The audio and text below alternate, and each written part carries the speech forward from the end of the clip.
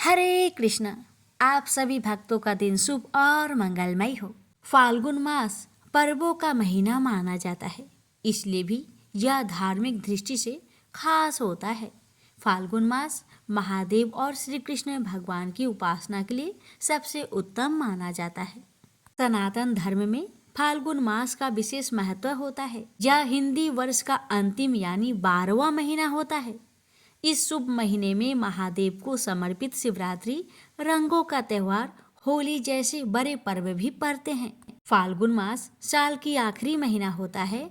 इस महीने में कई धार्मिक त्योहार और उत्सव मनाए जाते हैं।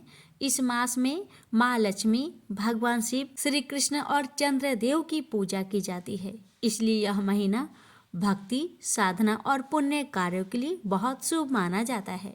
इस वर्ष 13 फरवरी 2025 दिन गुरुवार से फाल्गुन मास की शुरुआत होगी। वहीं अगले महीने 14 मार्च 2025 शुक्रवार तक रहेगी।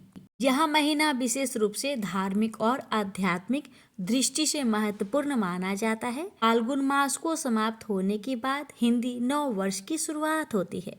फाल्गुन मास का सबसे बड़ा पर्व होली होता है। यह पर्व बुराई पर अच्छाई की जीत का प्रतीक माना जाता है। होलिका दहन फाल्गुन पूर्णिमा की रात को किया जाता है, जिसके अगले दिन रंगों की होली खेली जाती है। इस महीने का एक और प्रमुख त्योहार महाशिवरात्रि है, जो भगवान शिव को समर्पित होता है। इस दिन शिवलिंग पर जलाभिषेक, दूध अभिषेक और व्रत रखने से विशेष फल की प्राप्ति होती है। फाल्गुन मास की पूर्णिमा तिथि को दान पुण्य करने का विशेष महत्व होता है। इस दिन गंगा स्नान, हवन और पितरों के निमित्त तर्पण करने से शुभ फल प्राप्त होते हैं। फाल्गुन माह में भगवान शिव का रुद्राभिषेक और श्री कृष्ण के भजन कीर्तन करने से सकारात्मक ऊर्जा प्राप्त होती है। फाल्गुन मास में अन्न, वस्त्र, गुड़, चावल और तिल का दान करने से विशेष लाभ मिलता है। इसके साथ ही यह महीना साधना और संयम के लिए बहुत शुभ होता है, इसलिए स्वास्थ्य, भोजन और ध्यान करना लाभकारी होता है। रंगों का यह त्योहार प्रेम और सौहार्द को बढ़ाने का संदेश देता है, इसलिए इसे हर्षोल्लास से मनाना चाहिए। फाल्गुन मास आध्यात्मिकता, धार्मिक अनुष्ठानों और उत्सव से परिपूर्ण होता है। इस माह में भक्ति भाव से पूजा पाठ और दान करने से जीवन में सुख समृद्धि आती है। यह महीना नई ऊर्जा और सकारात्मकता से भरपूर होता है, जो जीवन में खुशहाली लाने का संदेश देता है। तो आइए प्यारे भक्तों, हम रसपान करते हैं फाल्गुन मास की प्रथम दिन की कथा, श्री शिव महापुराण की कथा। प्यारे भक्तों, फाल्गुन माह में शिव महापुराण की कथा सुनने का बहुत महत्व है। इस कथा को श्रद्धा पूर्वक सुनने से सभी मनोकामनाएं पूरी होती है, पापों से मुक्ति मिलती है और जीवन के अंत में मोक्ष की प्राप्ति होती है। शिव महापुराण की कथा सुनने से संतानहीन लोगों को संतान की प्राप्ति होती है और गंभीर रोगियों को भी इससे लाभ मिलता है। इसलिए आप सभी भक्तों से हमारी निवेदन है कि कथा को बड़े ही श्रद्धा और प्रसन्न मन से पूरा अवश्य सुनेगा और इस कथा को दूसरे भक्तों के पास भी ज़्यादा से ज़्यादा शेयर करें और कमेंट बॉक्स में ओम नमः शिवाय का जयकारा अवश्य लगाए। भोलेनाथ, माता पार्वती आप सभी भक्तों की हर मनोकामना को पूर्ण करे, यही हमारी प्रार्थना है। तो आइए प्यारे भक्तों, अपने जीवन की मंगल कामना को करते हुए आज की इस पावन कथा का रसपान करते हैं। प्रेम से बोली हर हर महादेव, माता पार्वती की जय, श्री शिव महापुराण की जय, गौरी पुत्र गणेश भगवान जी की जय। इस महात्म्य में आप सभी सुनेंगे शौनक जी के साधन विषयक प्रश्न करने पर सूत जी का उन्हें श्री शिव महापुराण की महिमा सुनाना। शौनक जी बोले, हे महात्मा ज्ञानी सूत जी, संपूर्ण सिद्धांतों के ज्ञाता, हे प्रभु, मुझसे पुराणों की कथाओं के सार तत्व का विशेष रूप से वर्णन कीजिए। सदाचार, भगवत भक्ति और विवेक की वृद्धि कैसे होती है तथा साधु पुरुष किस प्रकार अपने काम, क्रोध आदि मानसिक विकारों का निवारण करते हैं। इस घोर कलयुग में जीव प्राय असुर स्वभाव के हो गए हैं, उसी जीव समुदाय को शुद्ध देवी संपत्ति से युक्त बनाने के लिए सर्वश्रेष्ठ उपाय क्या है? आप इस समय मुझे ऐसा कोई शाश्वत साधन बताइए जो कल्याणकारी वस्तुओं में भी सबसे उत्कृष्ट एवं परम मंगलकारी हो तथा पवित्र करने वाले उपायों में भी सर्वोत्तम पवित्र कारक उपाय हो। तात वह साधन ऐसा हो जिसके अनुष्ठान से शीघ्र ही अंत कारण की विशेष शुद्धि हो जाए तथा उससे निर्मल चित्त वाले पुरुषों को सदा के लिए शिव की प्राप्ति हो जाए। सूत जी बोले, मुनिश्रेष्ठ शौनक, आप धन्य हैं। आपके हृदय में पुराण कथा सुनने के प्रति विशेष प्रेम एवं लालसा है, इसलिए मैं शुद्ध बुद्धि से विचार कर परम उत्तम शास्त्र का वर्णन करता हूँ। वत्स, संपूर्ण शास्त्रों के सिद्धांत से संपन्न भक्ति आदि को बढ़ाने वाले, भगवान शिव को संतुष्ट करने वाले तथा कानों के लिए रसायन स्वरूप दिव्य पुराणों का श्रवण कीजिए। यह उत्तम शिव पुराण काल रूपी अर्प से प्राप्त होने वाले महान त्रास का विनाश करने वाला है। हे मुने, पूर्व काल में शिव जी ने इसे कहा था। गुरुदेव व्यास जी ने सनत कुमार मुनि का उपदेश पाकर कलयुग के प्राणियों के कल्याण के लिए बड़े आदर से संक्षेप में इस पुराण का प्रतिपादन किया है। हे मुने, विशेष रूप से कलयुग के प्राणियों की चित्त शुद्धि के लिए इस शिव पुराण के अतिरिक्त कोई अन्य साधन नहीं है। हे मुने, जिस बुद्धिमान मनुष्य के पूर्व जन्म के बड़े पुण्य होते हैं, उसी महाभाग्यशाली व्यक्ति की इस पुराणों में प्रीति होती है। यह शिव पुराण परम उत्तम शास्त्र है। इसे इस भूतल पर भगवान शिव का आडंगमयी स्वरूप समझना चाहिए और सब प्रकार से इसका सेवन करना चाहिए। इसके पठन और श्रवण से शिव भक्ति पाकर श्रेष्ठतम स्थिति में पहुंचा हुआ मनुष्य शीघ्र ही शिव पद को प्राप्त कर लेता है। इसलिए संपूर्ण यत्न करके मनुष्यों ने इस पुराणों के अध्ययन को अभिष्ट साधन माना है और इसका प्रेम पूर्वक श्रवण भी संपूर्ण वांछित फलों को देने वाला है। भगवान शिव के इस पुराणों को सुनने से मनुष्य सब पापों से मुक्त हो जाता है तथा बड़े बड़े उत्कृष्ट भोगों का उपभोग करके अंत में शिवलोक को प्राप्त कर लेता है। राजसूय और सैकड़ों अग्निष्टोम यज्ञों से जो पुण्य प्राप्त होता है, वह भगवान शिव की कथा के सुनने मात्र से ही प्राप्त हो जाता है। हे मुने, जो लोग इस श्रेष्ठ शास्त्र शिव पुराण का श्रवण करते हैं, उन्हें मनुष्य नहीं समझना चाहिए। वे रुद्र स्वरूप ही है, इसमें संदेह नहीं है। इस पुराण का श्रवण और कीर्तन करने के चरण कमल की धूलि को मुनिगण तीर्थ ही समझते हैं। जो प्राणी परम पद को प्राप्त करना चाहते हैं, उन्हें सदा भक्ति पूर्वक इस निर्मल शिव पुराण का श्रवण करना चाहिए। हे मुनि श्रेष्ठ, यदि मनुष्य सदा इसे सुनने में समर्थ न हो तो उसे प्रतिदिन स्थिर चित्त से एक मुहूर्त भी इसको सुनना चाहिए।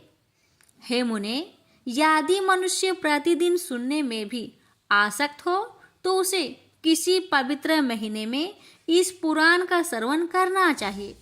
जो लोग एक मुहूर्त, उसका भी आधा अथवा क्षण मात्र भी इस पुराण का श्रवण करते हैं, उनकी दुर्गति नहीं होती। हे मुनीश्वर, जो पुरुष इस शिव पुराण की कथा को सुनता है, वह सुनने वाला पुरुष कर्म रूपी महावन को जलाकर संसार के पार हो जाता है। हे मुने, सभी दानों और सभी यज्ञों से जो पुण्य मिलता है वह फल भगवान शिव के इस पुराणों को सुनने से निश्चल हो जाता है। हे मुने, विशेषकर इस काली काल में तो शिव पुराण के श्रवण के अतिरिक्त मनुष्य के लिए मुक्तिदायक कोई अन्य श्रेष्ठ साधन नहीं है। शिव पुराण का श्रवण और भगवान शंकर के नाम संकीर्तन दोनों ही मनुष्य को कल वृक्ष के समान सम्यक फल देने वाले हैं, इसमें संदेह नहीं है।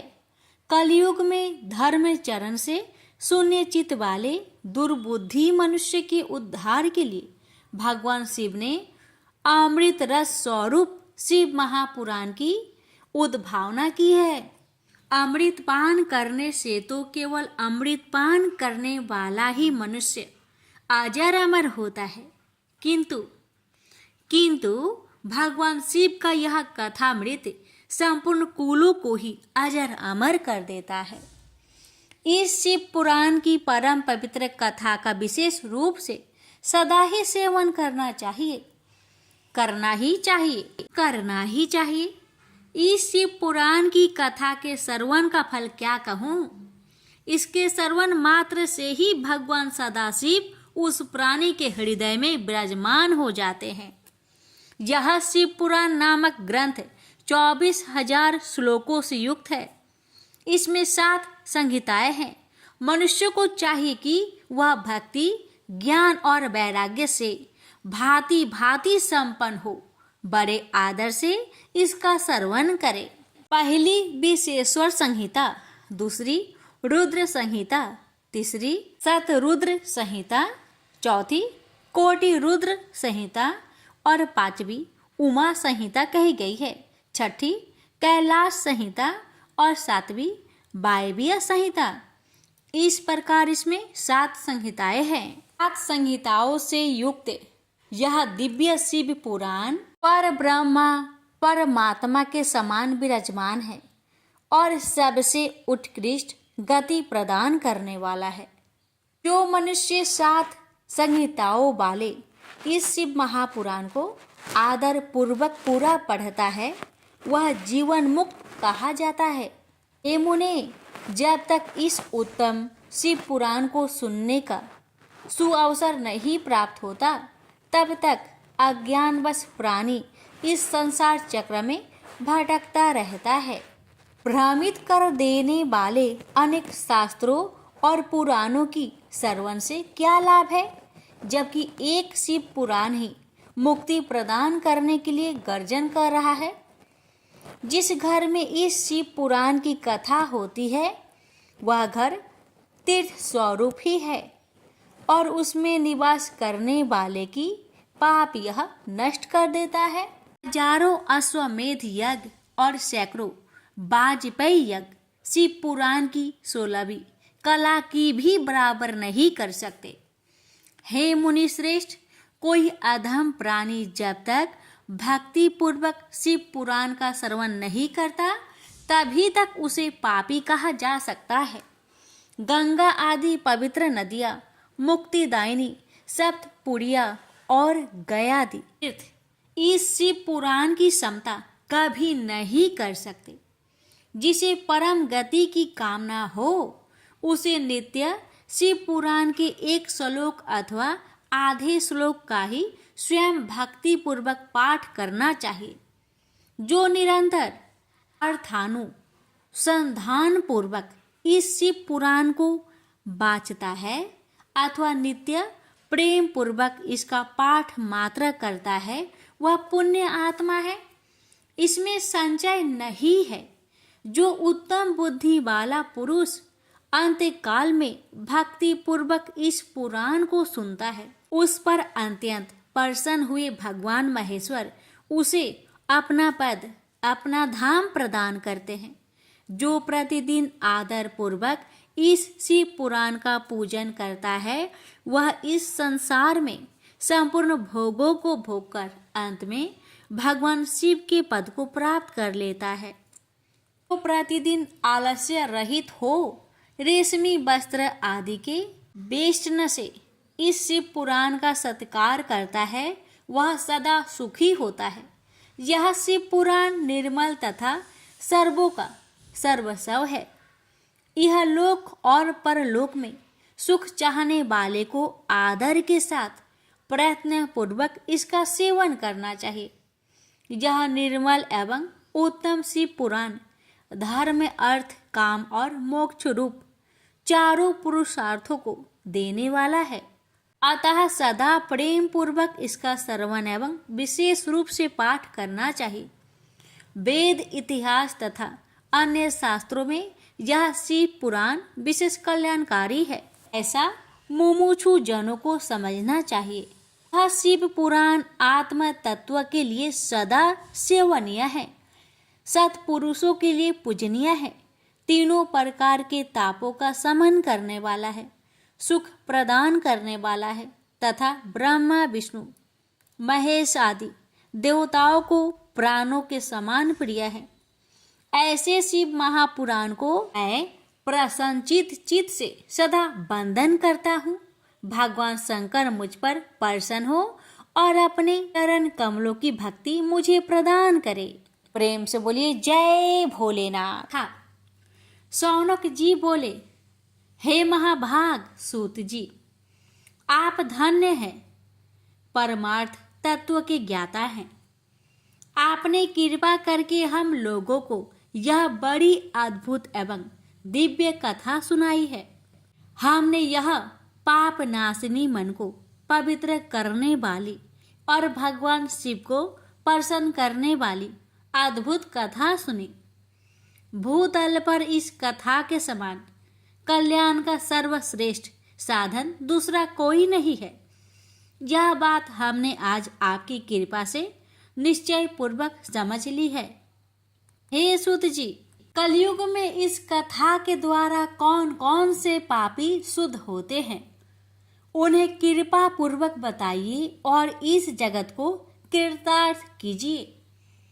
सूत जी बोले, हे मुने, जो मनुष्य पापी, दुराचारी, खल तथा काम, क्रोध आदि में निरंतर डूबे रहने वाले हैं, वे भी इस पुराण से अवश्य शुद्ध हो जाते हैं।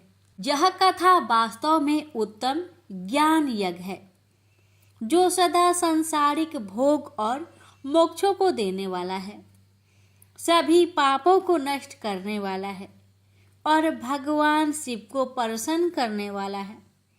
जो अत्यंत लालची, सत्य विहीन, अपने माता पिता से देश करने वाले, पाखंडी तथा हिंसक वृत्ति के हैं, वे भी इस ज्ञान यज्ञ से शुद्ध हो जाते हैं।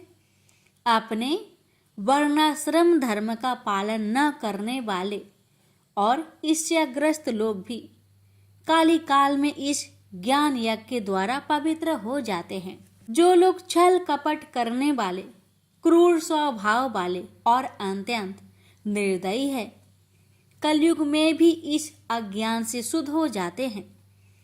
ब्राह्मण के धन से पलने वाले तथा निरंतर व्यभिचारण परायण जो लोग हैं, वे भी इस ज्ञान यज्ञ से इस कली काल में भी पवित्र हो जाते हैं। जो मनुष्य सदा पाप कर्मों में लिप्त रहते हैं, कपट है और अत्यंत दूषित विचार वाले हैं, वे कलयुग में भी इस ज्ञान यज्ञ से निर्मल हो जाते हैं। दुष्चरित्र, दुर्बुद्धि, उद्विग्न चित्त वाले और देवताओं के द्रव का उपभोग करने वाले पापी जन भी कली काल में भी इस ज्ञान यज्ञ से पवित्र हो जाते हैं। इस पुराण के श्रवण का पुण्य बड़े बड़े पापों को नष्ट करता है, सांसारिक भोग तथा मोक्ष प्रदान करता है और भगवान शंकर को प्रसन्न करता है। इस संबंध में मुनिगण इस प्राचीन इतिहास का उदाहरण दिया करते हैं, जिसके श्रवण मात्र से पापों का पूर्णतया नाश हो जाता है। पहले की बात है, किरात नगर में एक ब्राह्मण रहता था। तो अज्ञानी, दरिद्र, रस बेचने वाला तथा वैदिक धर्म से विमुख था। वह स्नान, संध्या आदि कर्मों से भ्रष्ट हो गया था और वैश्यावृत्ति में तत्पर रहता था। उसका नाम था देवराज। वह अपने ऊपर विश्वास करने वाले लोगों को ठगा करता था। उसने ब्राह्मणों, क्षत्रियों, वैश्यों, शूद्रों तथा दूसरों को भी अनेक बहानों से मारकर उनका धन हड़प लिया था। बाद में उसने अधर्म से बहुत सारा धन अर्जित कर लिया, परंतु उस पापी का थोड़ा सा भी धन कभी धर्म के काम में नहीं लगा। एक दिन वह ब्राह्मण एक तालाब पर नहाने गया।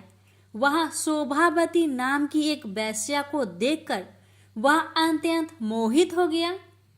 वह सुंदरी भी उस धनी ब्राह्मण को अपने वशीभूत हुआ जानकर प्रसन्न हुई। आपस में वार्तालाप से उनमें प्रीति उत्पन्न हो गई। उस ब्राह्मण ने उस वेश्या को पत्नी बनाना तथा उस वेश्या ने उसे पति बनाना स्वीकार कर लिया। इस प्रकार कामवास होकर वे दोनों बहुत समय तक विहार करते रहे।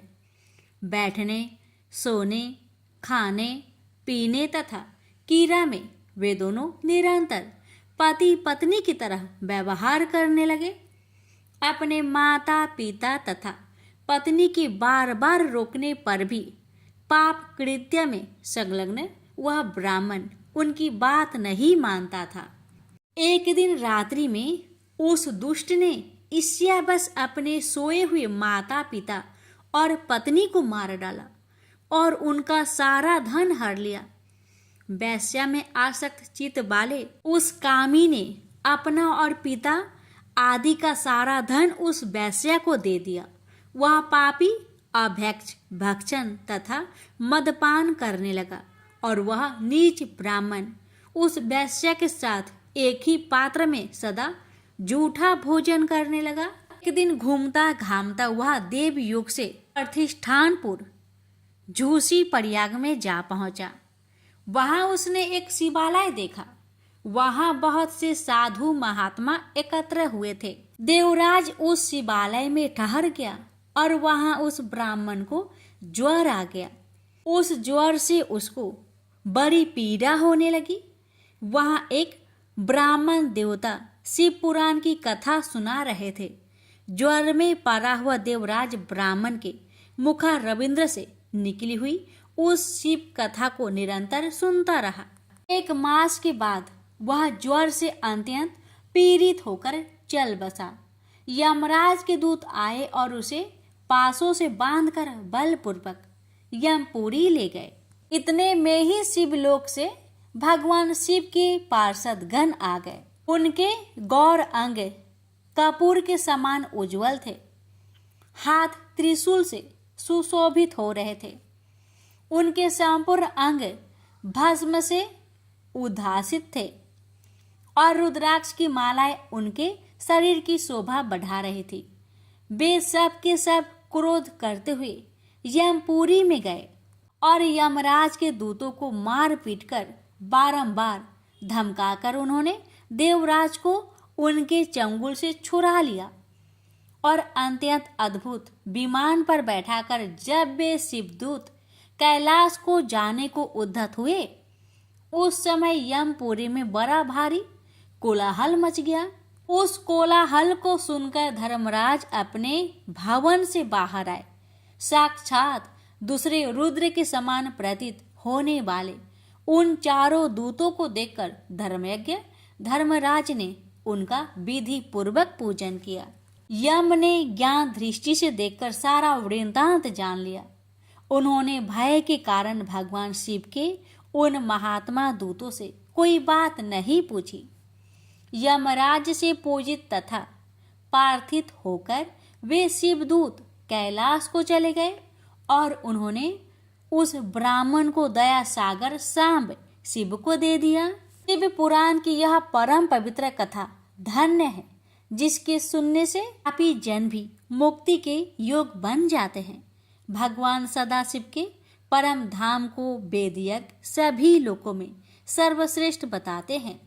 ब्राह्मण, क्षत्रिय, वैश्य, शूद्र तथा अन्य प्राणी यहाँ तक कि जिस पापी ने धन के लोभ से अनेक लोगों की हत्या की तथा अपने माता पिता और पत्नी को भी मार डाला, वह वैश्यगामी शराबी ब्राह्मण देवराज भी इस कथा के प्रभाव से भगवान शिव के परम धाम को प्राप्त कर तत्क्षण मुक्त हो गया। प्रेम से बोलिए हर हर महादेव, माता पार्वती की जय। आज की शिव महापुराण की कथा को यहीं पर विराम देते हैं। अब इससे आगे की कथा सुनने के लिए हमारे चैनल को सब्सक्राइब कर लीजिएगा और इसकी आगे की कथा कल अवश्य सुनिएगा। भगवान आप सभी भक्तों की हर मनोकामना को पूर्ण करे। अब प्यारे भक्तों, आप सभी रसपान करेंगे भगवान श्री कृष्ण की एक महान भक्त की कथा। इस कथा को श्रद्धा भाव से सुनने मात्र ही विशेष पुण्य की प्राप्ति होती है। प्रेम से बोलिए हरे कृष्णा। त्रिलोचन भक्त की कथा। महाराष्ट्र के पढ़रपुर में भक्त त्रिलोचन जी और उनकी पत्नी निवास करते थे। वे भगवान श्री कृष्ण के बहुत बड़े भक्त थे। भक्त त्रिलोचन श्री वर्ण से वैश्य थे। उनका महाजनी का काम था। भगवान की कृपा से उनके पास धन की कोई कमी नहीं थी। उनके कोई संतान नहीं थी, लेकिन उन्हें संतान ना होने का दुख भी नहीं था। वे सदा भगवान की भक्ति में ही मन लगाए रहते थे, इसलिए उन्होंने संतान की आशा कभी नहीं की। भक्त त्रिलोचन जी की संत सेवा में भी बहुत निष्ठा थी। वह भगवान बद्रीनाथ के मंदिर में आने वाले दर्शनार्थियों को बड़े प्रेम से अपने हाथों से भोजन बनाकर खिलाते थे। दोनों पति पत्नी सारा दिन अपने हाथों से भोजन बनाते और साधु संतों और श्रद्धालुओं को खिलाते। इसलिए उनके घर पर सदा ही लोगों की भीड़ लगी रहती थी। जितने लोग भगवान बद्रीनाथ के मंदिर में दर्शन के लिए आते, उतने ही लोग त्रिलोचन जी के घर प्रसाद पाने आते। दोनों पति पत्नी बड़े भाव से सभी आगंतुकों की सेवा करते थे। समय के साथ दोनों पति पत्नी वृद्ध हो गए। वृद्धावस्था के कारण अब उनसे पहले जितना काम नहीं होता था, इसलिए कई बार संतों को प्रसाद के लिए इंतजार करना पड़ता था। कई बार संत भी उनके काम में हाथ बटाते थे, जिसके कारण उन्हें बहुत दुख होता था। धीरे धीरे उनके घर आगंतुकों का आना भी कम हो गया। इस कारण त्रिलोचन जी बहुत दुखी रहने लगे। एक दिन त्रिलोचन जी ने अपनी पत्नी से कहा, हम दोनों अब वृद्ध हो चुके हैं, अब हमसे उतना काम नहीं होता, इसलिए क्यों ना हम संतों की सेवा के लिए एक सेवक रख ले, जो संतों के सेवा के काम में हमारी मदद करे। त्रिलोचन जी की पत्नी बोली, ये तो बहुत अच्छा विचार है। अगर सेवक आ जाएगा तो हम पहले की तरह संत सेवा कर पाएंगे, लेकिन सेवक ऐसा होना चाहिए जो मन लगाकर साधुओं की सेवा करे। त्रिलोचन जी ने कहा, ठीक है। त्रिलोचन जी ने अपने घर के बाहर बड़े बड़े अक्षरों में लिख दिया, यह संत सेवा के लिए एक सेवक की आवश्यकता है। कोई सेवा भावी व्यक्ति भीतर आकर संपर्क करे। भगवान बद्रीनाथ श्री कृष्ण से त्रिलोचन जी की यह कष्ट देखा नहीं गया। अगले दिन स्वयं भगवान बद्रीनाथ एक किशोर बालक का रूप बनाकर उनके घर आ गए। उस समय त्रिलोचन जी भगवान के ध्यान में बैठे थे। किशोर बालक त्रिलोचन जी को प्रणाम करके बोला, साहब, आपको सेवक की आवश्यकता है। मैं आपके यहाँ सेवक बनकर काम करने के लिए तैयार हूँ। त्रिलोचन जी और उनकी पत्नी ने देखा, एक बड़ा ही सुंदर 15-16 वर्ष की आयु का एक किशोर बालक उनके सामने खड़ा था। उसने टूटी हुई चप्पल और फटे पुराने वस्त्र पहने थे।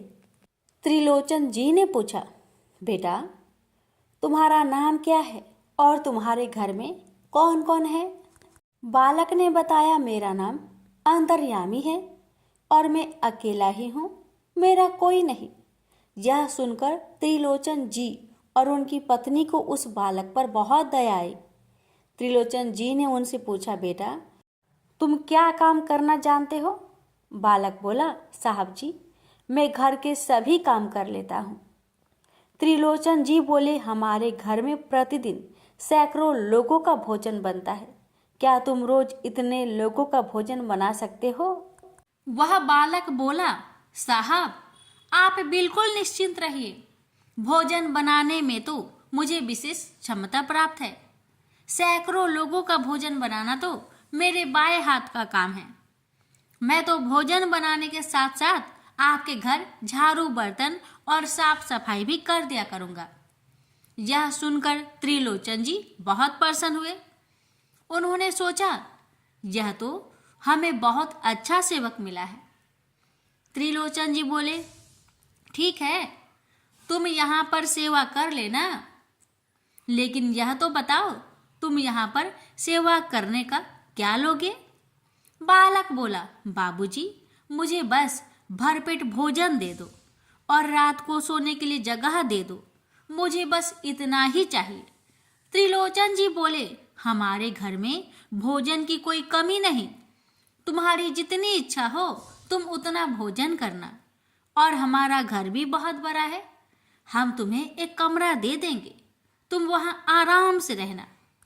वह बालक बोला, मैं आपके घर के सभी कार्य करूंगा, लेकिन मेरी कुछ शर्तें हैं।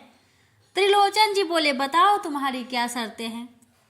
बालक बोला, मैं सभी के लिए भोजन बनाऊंगा, लेकिन मेरे लिए आपको भोजन बनाना होगा, क्योंकि मैं अपने हाथों से बना भोजन ग्रहण नहीं करता। त्रिलोचन जी की पत्नी ने सोचा, यह छोटा सा बालक है, 2-4 रोटी में तृप्त हो जाएगा। वह बोली, ठीक है मैं तुम्हारे लिए भोजन बना दूंगी। वह बालक बोला, मेरी दूसरी शर्त है, मैं कितना भी भोजन करूं, मुझे कभी यह मत कहना कि तुम इतना क्यों खाते हो। त्रिलोचन जी बोले, तुम भर पेट 4-5 रोटी खा लेना, हम तुम्हें कभी नहीं टोकेंगे। बालक बोला, 4-5 रोटी से मेरा कुछ नहीं होता, मैं दिन भर में एक समय ही भोजन करता हूँ, लेकिन एक बार में 4 से 5 किलो रोटियां खा जाता हूँ। त्रिलोचन जी बोले, तुम जितना चाहे भोजन करना, लेकिन संतों की सेवा में कोई कमी नहीं आनी चाहिए। बालक बोला, मेरी तीसरी और आखिरी शर्त है, आप किसी अन्य व्यक्ति से मेरी चुगली नहीं करेंगे कि मैं इतना अधिक भोजन करता हूँ। जिस दिन आपने मुझसे या किसी अन्य व्यक्ति से मेरे भोजन के बारे में कहा, मैं उसी दिन आपका घर छोड़कर चला जाऊंगा। त्रिलोचन जी और उनकी पत्नी ने बालक अंतर्यामी की सभी शर्तें मान ली। अगले दिन से अंतर्यामी के रूप में आए। भगवान ने त्रिलोचन जी के घर का काम करना शुरू कर दिया। अगले दिन त्रिलोचन जी सुबह सोकर उठे तो उन्होंने देखा कि रसोई घर में अलग अलग चूल्हों पर अलग अलग व्यंजन तैयार हो रहे हैं। अंतर्यामी भाग भाग कर 15 तरह के व्यंजन बना रहा है। जब तक त्रिलोचन जी और उनकी पत्नी स्नान आदि नित्य कर्म से निवृत्त हुए, तब तक अंतर्यामी ने सैकड़ों लोगों का भोजन तैयार भी कर दिया। अब सुबह सुबह श्रद्धालु आने लगे। अंतर्यामी ने सभी को बड़े प्रेम से भोजन परोसा। त्रिलोचन जी अंतर्यामी की इस कार्य में मदद करना चाहते थे, लेकिन अंतर्यामी ने उन्हें कोई काम नहीं करने दिया। सारा कार्य स्वयं ही किया। अंतर्यामी का बनाया भोजन इतना शुद्ध और स्वादिष्ट था कि सभी ने उस भोजन की बहुत प्रशंसा की। भोजन करने वालों पेट तो भर जाता, लेकिन भोजन करने की इच्छा खत्म नहीं होती। सभी संतों ने त्रिलोचन जी से भोजन की बहुत प्रशंसा की। संत बोले, त्रिलोचन जी आपके यहाँ हमने बहुत बार भोजन किया, लेकिन ऐसा स्वादिष्ट भोजन हमने कभी नहीं खाया। आपके सेवक अंतर्यामी ने तो कमाल ही कर दिया। त्रिलोचन जी और उनकी पत्नी बहुत खुश थे। वे दोनों बैठे बैठे देख रहे थे कि उनका सेवक कैसे सभी काम बड़े दक्षता से कर रहा है। सैकड़ों लोगों को भोजन परोस रहा है, उनकी बर्तन साफ कर रहा है, संतों के चरण दबा रहा है, उनकी सेवा कर रहा है। अंतर्यामी ने दिन भर आने वाले सैकड़ों लोगों को बड़े प्रेम से भोजन कराया और बड़े प्रेम से सबकी सेवा की। शाम के समय सभी काम निपटाकर अंतर्यामी ने त्रिलोचन जी की पत्नी से कहा, मैया अब मुझे भी भोजन खिला दो, मुझे बहुत भूख लग रही है। त्रिलोचन जी की पत्नी अंतर्यामी के काम से बहुत प्रसन्न थी। वह बोली, हाँ बेटा तू बैठ जा, मैं अभी तेरे लिए भोजन बनाती हूँ। त्रिलोचन जी की पत्नी ने सोचा, छोटा सा बालक कितना भोजन करेगा, अगर थोड़ा अधिक भी खाएगा तो 5 लोग जितना खाते हैं उतना भोजन बना लेती हूँ। उन्होंने 5 लोग भरपेट भोजन कर सके उतना भोजन बनाकर अंतर्यामी को भोजन करने के लिए बैठाया। स्वयं भगवान जो अंतर्यामी के रूप में आए थे, उन्होंने कुछ ही देर में सारा भोजन खा लिया और बोले, मैया मुझे और भोजन चाहिए। त्रिलोचन जी की पत्नी आश्चर्यचकित रह गई। इतने छोटे से बालक ने 5 लोगों के बराबर भोजन खा लिया और अभी भी इसकी भूख शांत नहीं हुई। अंतर्यामी के लिए 5 और लोगों का भोजन बनाया गया, लेकिन उससे भी उनकी भूख शांत नहीं हुई। इस प्रकार अंतर्यामी के लिए बार बार भोजन बनाया गया और अंततः 50 लोगों के बराबर भोजन करके अंतर्यामी की भूख शांत हुई। इस तरह इतना सारा भोजन बनाते बनाते त्रिलोचन जी की पत्नी परेशान हो गई। अब यह उनका नित्य नियम हो गया। अंतर्यामी भगवान दिन भर सारे काम करते, संतों को प्रेम से भोजन कराते, उनकी सेवा करते और शाम को त्रिलोचन जी की पत्नी के हाथों से बना भोजन ग्रहण करते। अब तो त्रिलोचन जी के घर आने वाले संतों और श्रद्धालुओं की संख्या भी बढ़ने लगी। अंतर्यामी इतना स्वादिष्ट भोजन बनाता था जिसकी सभी प्रशंसा करते थे। त्रिलोचन जी के घर के भोजन की चर्चा दूर दूर तक होने लगी, जिससे और अधिक संत और श्रद्धालु आने लगे। सभी संत प्रसन्न होकर त्रिलोचन जी को आशीर्वाद देकर जाते थे। अब त्रिलोचन जी को कोई परिश्रम नहीं करना पड़ता था। उनके पास कोई काम ना होने के कारण उनके पास समय भी बहुत था, इसलिए वे अपना सारा दिन भगवान के भजन में, गाने में बिताने लगे। त्रिलोचन जी के घर में दिन भर भगवान के भजन गाए जाने लगे और सत्संग होने लगा, जिससे उनके घर और अधिक संत आने लगे। त्रिलोचन जी के घर प्रतिदिन उत्सव जैसा माहौल रहने लगा। सब जगह त्रिलोचन जी की जय जयकार होने लगी। इसी प्रकार 13 महीनों का समय बीत गया। एक दिन त्रिलोचन जी की पत्नी पड़ोस में गई। महिलाओं की आपस में बातचीत होने लगी। एक महिला ने त्रिलोचन जी की पत्नी से कहा, जब से अंतर्यामी आया है आपके घर में तो बड़ी खुशहाली आ गई है और त्रिलोचन की तो रंगत ही बदल गई है। उनके चेहरे पर बड़ा तेज आ गया है। उनकी सेहत भी पहले से बहुत अच्छी हो गई है, लेकिन आप तो पहले से भी दुबली थी और अब भी दुबली हो। आपकी सेहत में कोई सुधार क्यों नहीं आया? त्रिलोचन जी की पत्नी बोली, मेरा दुख कोई नहीं जानता।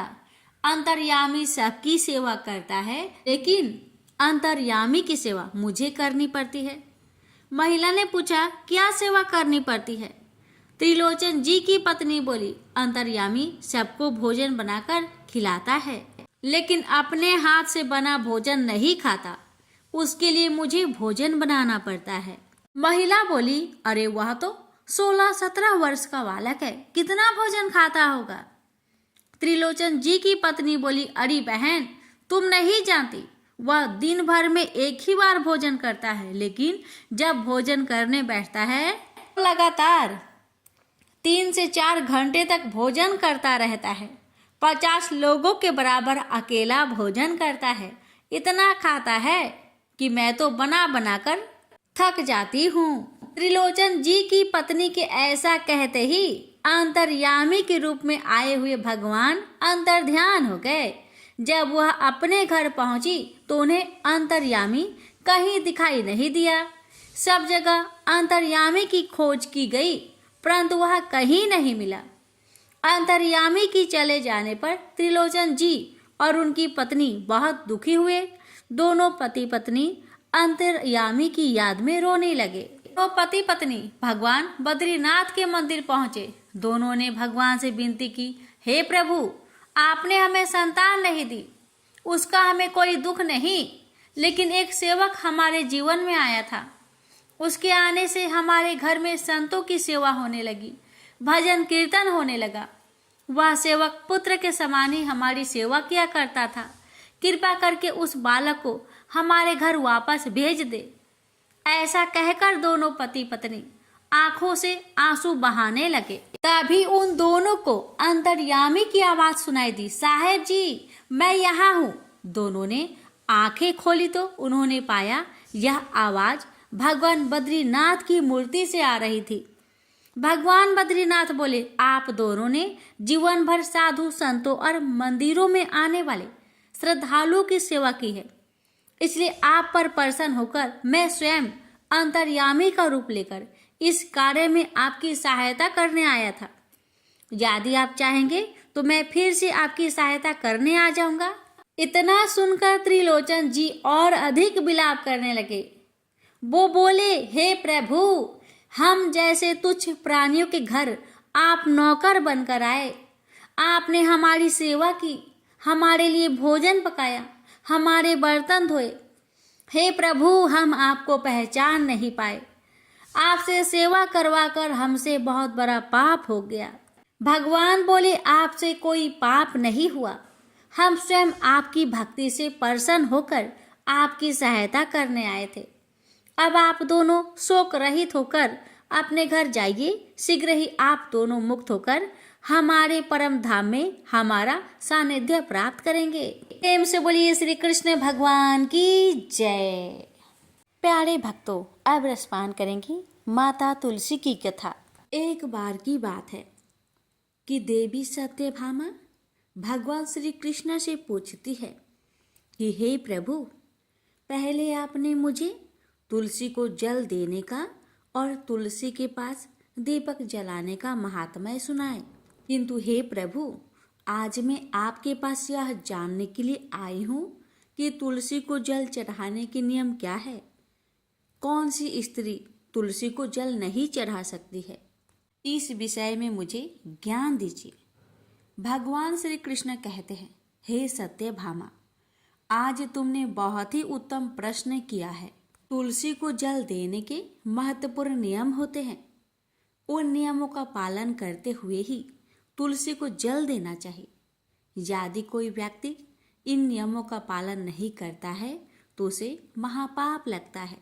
देवी लक्ष्मी उसके घर का त्याग करके चली जाती है। हे प्रिय, आज मैं उन 3 स्त्रियों के विषय में बताने जा रहा हूँ जिन्हें तुलसी को जल नहीं चढ़ाना चाहिए। इन स्त्रियों को तुलसी को जल देने का कोई शुभ फल प्राप्त नहीं होता है। उल्टा इनके द्वारा तुलसी को जल चढ़ाने पर उन्हें महापाप ही लगता है। तुलसी को जल चढ़ाने के नियम बताने से पूर्व हे देवी, मैं आपको सुनंदा ब्राह्मण का प्राचीन इतिहास सुनाता हूँ, जिसे आप ध्यान से सुनिए। जो भी स्त्री इस प्राचीन कथा का श्रवण करती है उसे तुलसी को 100 वर्ष तक जल देने का पुण्य प्राप्त होता है। इस कथा को जो भी ध्यान से सुनता है और इसका प्रचार करता है, दूसरों को सुनाता है अथवा दूसरों को शेयर करता है, उसके दुखों का नाश होता है और उसकी दरिद्रता दूर होती है। देवी सत्यभामा कहती है कि हे स्वामी, आपके मुख से इस कथा का श्रवण करना बड़े सौभाग्य की बात है। कृपया आप मुझसे वह कथा कहिए। मैं आपको वचन देती हूँ कि मैं इस कथा को पूरे श्रद्धा प्रसन्नचित मन से पूरा अवश्य सुनूंगी। भक्तों, फिर भगवान श्री कृष्ण देवी सत्यभामा को वह कथा सुनाने लगते हैं। भगवान श्री कृष्ण कहते हैं, देवी सत्यभामा, पूर्व काल की बात है। दक्षिण देश में एक अत्यंत शोभ्यमान नगरी थी। उस नगरी में वसुदेव नाम का एक ब्राह्मण निवास करता था। वसुदेव बहुत ही बुद्धिमान और शास्त्रों में पारंगत था। उसने वेदों का भी अध्ययन किया था। उसी के नगर के पास अन्य एक नगर था। उस नगर में देवशर्मा नाम का एक विद्वान ब्राह्मण था। उसकी एक पुत्री थी जिसका नाम सुनंदा था। उस देवशर्मा ने बड़े ही लाड़ प्यार से अपनी पुत्री का लालन पालन किया था। उसकी पुत्री अत्यंत सुंदर और गुणवान थी। जब सुनंदा विवाह के योग्य हुई तो देवशर्मा को अपनी पुत्री के विवाह की चिंता सताने लगी। इसलिए उसने अपनी पत्नी से कहा, हे प्रिय, हमारी पुत्री अब जवान हो चुकी है, इसलिए अब इसका विवाह हमें कर देना चाहिए। तब उसकी पत्नी कहती है, स्वामी, मेरी दृष्टि में एक विद्वान ब्राह्मण है जिसका नाम वसुदेव है। मैं तो कहती हूँ हमारी पुत्री का विवाह उन्हीं श्रेष्ठ ब्राह्मण के साथ करा दी जाए। उनके साथ विवाह करके हमारी पुत्री सुखी जीवन व्यतीत करेगी। देवशर्मा कहता है, प्रिय, तुम ठीक कहती हो। मैंने भी वसुदेव जी के विषय में बहुत सुना हूँ। हम हमारी पुत्री का विवाह उन्हीं के साथ करेंगे। मैं कल ही उनके पास अपनी पुत्री के विवाह का प्रस्ताव लेकर जाता हूँ। फिर देवशर्मा अपनी पुत्री के विवाह का प्रस्ताव लेकर वसुदेव के घर पर जाता है। उस समय वसुदेव अपने माता पिता की सेवा कर रहा था। जब देवशर्मा वसुदेव को अपने माता पिता की सेवा करते देखता है तो उसे बड़ा आनंद होता है। वह सोचता है, अरे वाह, यह ब्राह्मण पुत्र तो कितना महान है। यह तो बड़ी प्रसन्नता से अपने माता पिता की सेवा कर रहा है। जब देवशर्मा को सदैव द्वार पर खड़ा देखता तो उनका स्वागत करता और कहता, हे वृषवर, पधारिए, आपका स्वागत है। कहिए मैं आपकी किस प्रकार से सहायता कर सकता हूँ। वसुदेव का अतिथि सत्कार देखकर देवशर्मा बहुत प्रसन्न हो जाता है। वह देखता है कि वसुदेव का घर अत्यंत पवित्र और शुद्ध होता है। उसके घर के सामने तुलसी का पौधा होता है और घर के अंदर भगवान विष्णु की प्रतिमा रखी हुई होती है। इससे देवशर्मा को विश्वास हो जाता है कि सदैव ही उनकी पुत्री के लिए यह घर सर्वोत्तम है। फिर देवशर्मा वसुदेव से कहता है, हे वृषवर, आज मैं आपके पास मेरी पुत्री के साथ आपके विवाह का प्रस्ताव लेकर आया हूँ। मेरी पुत्री के लिए आपके समान श्रेष्ठ वर कहीं और नहीं मिल सकता। वसुदेव के माता पिता भी यह बात सुनकर प्रसन्न हो जाते हैं और वसुदेव को विवाह के लिए मना लेते हैं। फिर वसुदेव भी विवाह के लिए तैयार हो जाता है। विवाह का मुहूर्त तय किया जाता है और एक पवित्र स्थान पर वसुदेव और सुनंदा का विवाह संपन्न किया जाता है। सुनंदा के सुंदर और मनमोहक रूप को देखकर वसुदेव बहुत प्रसन्न होता है। सुनंदा अत्यंत गुणवान और चरित्रवान स्त्री थी।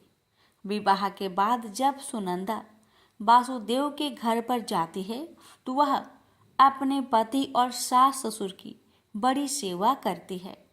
अपनी मधुर वाणी और कार्य से वह सभी के मन को जीत लेती है।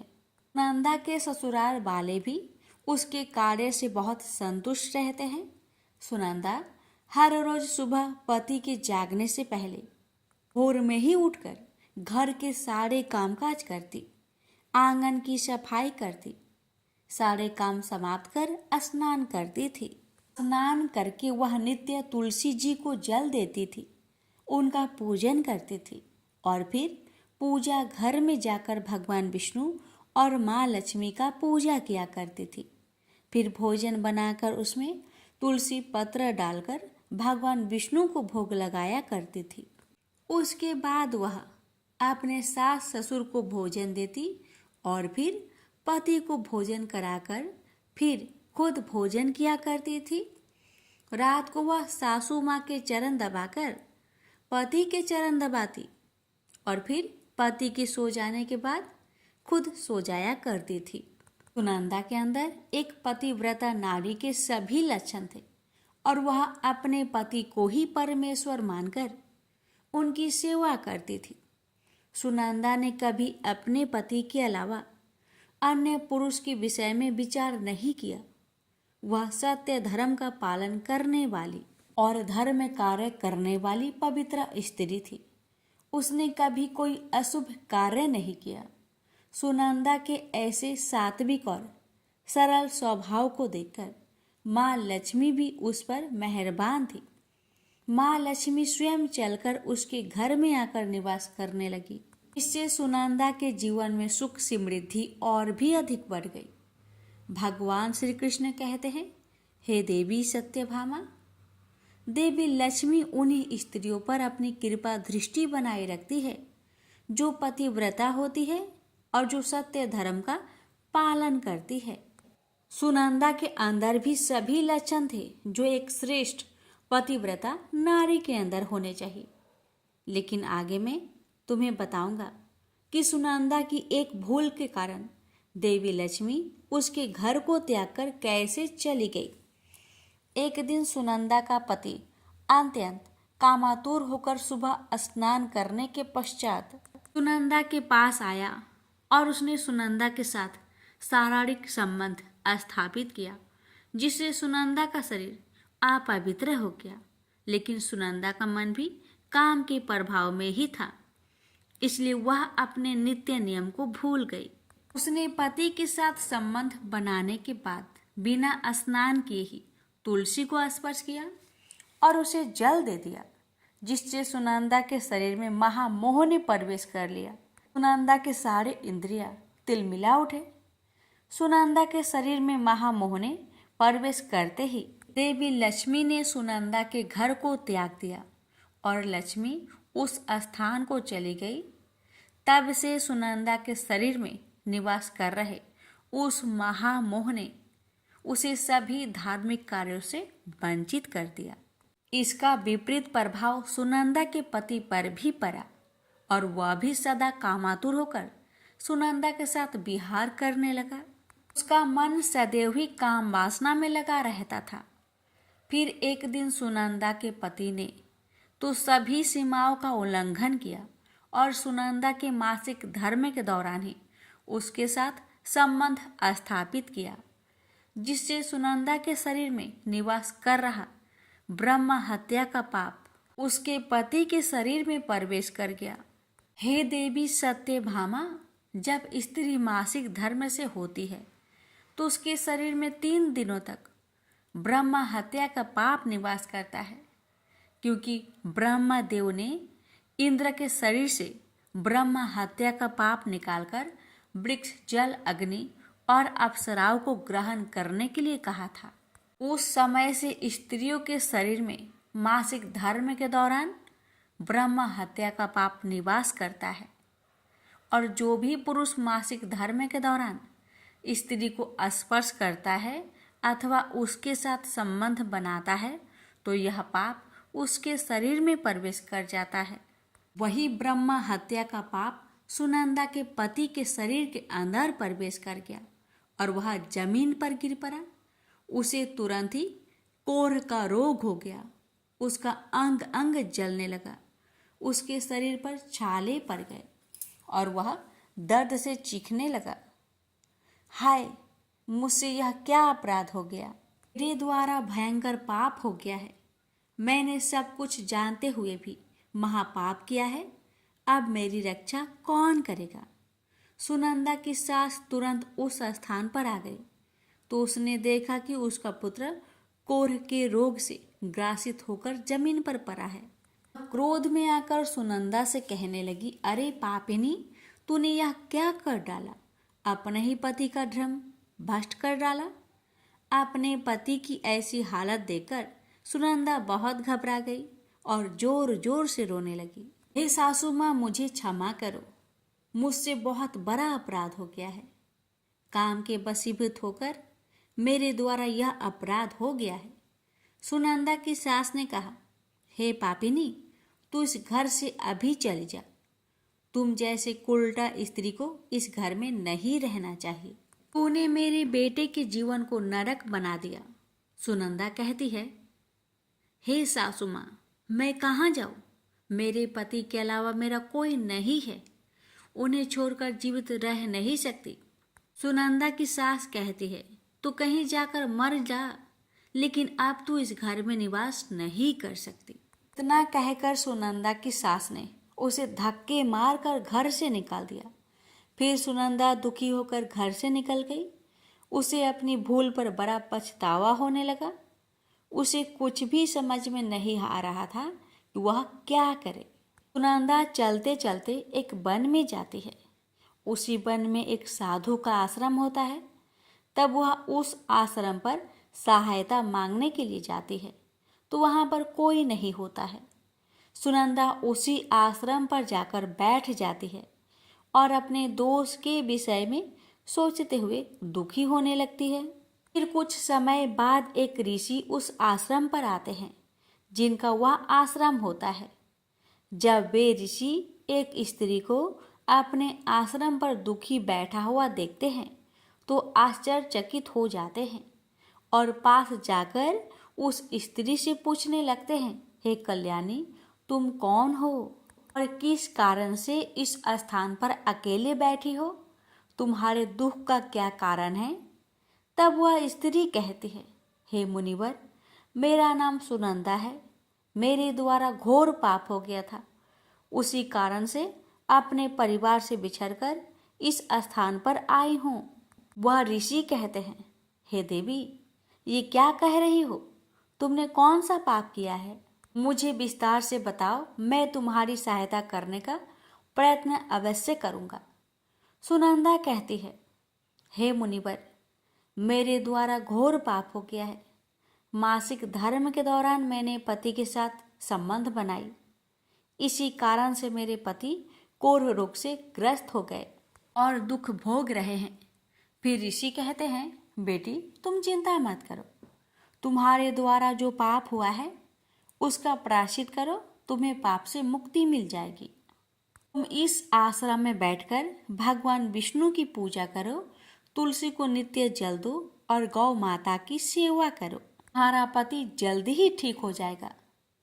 फिर वह सुनंदा वहीं पर उस आश्रम में रहकर भगवान विष्णु की नित्य पूजा करने लगती है।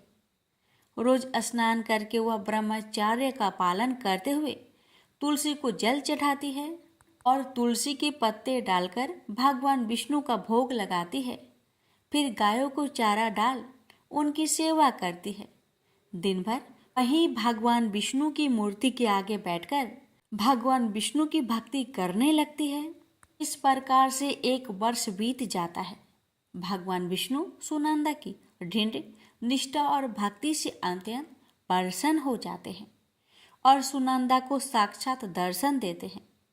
भगवान विष्णु को साक्षात अपने सामने खड़ा देखकर सुनंदा उन्हें बारंबार प्रणाम करने लगती है। तब भगवान विष्णु सुनंदा से कहते हैं, हे पुत्री, तुमने बड़ी ही श्रद्धा से और भक्ति भाव से मेरी आराधना की है, इसलिए अब मैं तुम पर प्रसन्न हूँ। कहो, तुम्हारी क्या कामना है? तब सुनंदा कहती है, हे प्रभु, कृपया मुझे बताए, मेरे किस दोष के कारण मेरे अंदर पाप वास हो गया है, जिस कारण से मेरे द्वारा घोर पाप हुआ और मेरे पति को कोढ़ का रोग हो गया। भगवान विष्णु कहते हैं, हे पुत्री, अब तुम ध्यान से सुनो। तुम्हारे द्वारा अनजाने में ही एक पाप हुआ था, जिस कारण से तुम्हारे अंदर महामोह ने प्रवेश कर लिया था। एक दिन तुमने अपनी पति के साथ संबंध बनाने के बाद बिना स्नान किए ही तुलसी को जल दिया था। पति पत्नी जब रीति क्रिया करते हैं तो उनका शरीर अपवित्र हो जाता है और ऐसी अवस्था में तुलसी को कभी स्पर्श नहीं करना चाहिए। तुलसी लक्ष्मी का ही रूप है। तुमने अपवित्र अवस्था में ही तुलसी को जल अर्पण किया था, जिस कारण से देवी लक्ष्मी तुम्हारे घर का त्याग करके चली गई और फिर महामोह ने तुम्हारे अंदर प्रवेश कर लिया। उसी मोह के कारण तुम्हारे और तुम्हारे पति के अंदर काम का प्रभाव अधिक बढ़ गया और मासिक धर्म के दौरान स्त्री के साथ संसर्ग होने के कारण तुम्हारे पति को कोढ़ का रोग हो गया था। अब वह सुनंदा कहती है, प्रभु, अनजाने में मुझसे यह बड़ा पाप हो गया। अब इस पाप का प्रायश्चित मैं कैसे करूं? भगवान विष्णु कहते हैं, हे सुनंदा, इस पाप का प्रायश्चित तुम्हारे 1 वर्ष तक ब्रह्मचार्य व्रत का पालन करके तुमने कर लिया है, इसलिए अब तुम पाप से मुक्त हो।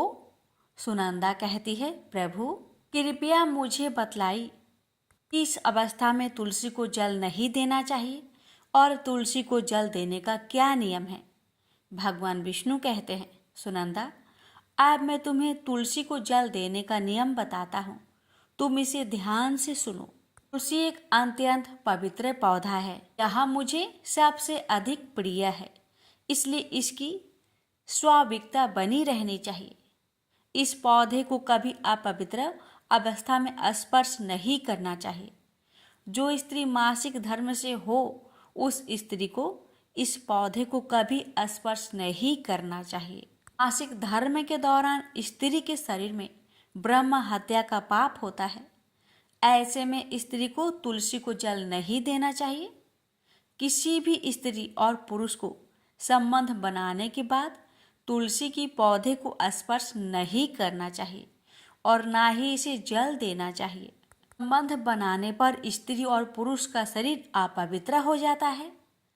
ऐसी अवस्था में तुलसी की पौधे को स्पर्श करने पर दोष लगता है। देवी लक्ष्मी ऐसे स्थान से चली जाती है। हे पुत्री, जो स्त्री अपने पति का त्याग करके चली गई हो, जो विवाह के पश्चात अपने पति को छोड़कर अन्य पुरुष के साथ निवास कर रही हो, ऐसी स्त्री को भी तुलसी को जल नहीं चढ़ाना चाहिए। तुलसी की पूजा करने का अधिकार केवल पतिव्रता स्त्रियों को ही है। जो स्त्री असत होती है, उसे तुलसी को जल नहीं चढ़ाना चाहिए। सुनंदा, अब मैंने तुम्हें तुलसी को जल देने का संबंध में महत्वपूर्ण नियम बतलाए हैं, तुम इसे ध्यान में रखो। तब सुनंदा कहती है, हे प्रभु, मेरे पति कोढ़ के रोग से पीड़ित हैं, कृपा करके मेरे पति को रोग से मुक्त कीजिए। तब भगवान विष्णु कहते हैं, हे सुनंदा, तुमने इस तुलसी के वृक्ष की 1 वर्ष तक पूजा की है। यह अत्यंत पवित्र पौधा है। अब तुम इसके पत्ते ले जाकर अपने पति को खिला दो, वह रोग और पापों से मुक्त हो जाएगा। इतना कहकर भगवान विष्णु अंतर्ध्यान हो गए। यह सुनकर सुनंदा बहुत प्रसन्न हो जाती है और भगवान विष्णु को बारंबार प्रणाम करके धन्यवाद देती है। फिर सुनंदा उस तुलसी की पौधे के कुछ पत्ते तोड़कर घर पर जाती है और अपने कोढ़ी पति को खिला देती है। तुलसी के पत्ते खाते ही उसका पति एकदम से स्वस्थ हो जाता है और सुनंदा को गले से लगा लेता है। सुनंदा की सास भी जब यह चमत्कार देखती है तो बड़ी प्रसन्न हो जाती है और फिर वे सभी प्रसन्नता से रहने लगते हैं।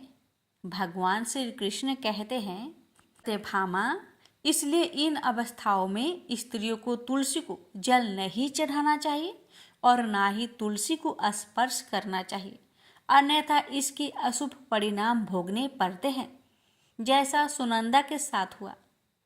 प्रेम से बोलिए, जय श्री कृष्ण, राधे राधे।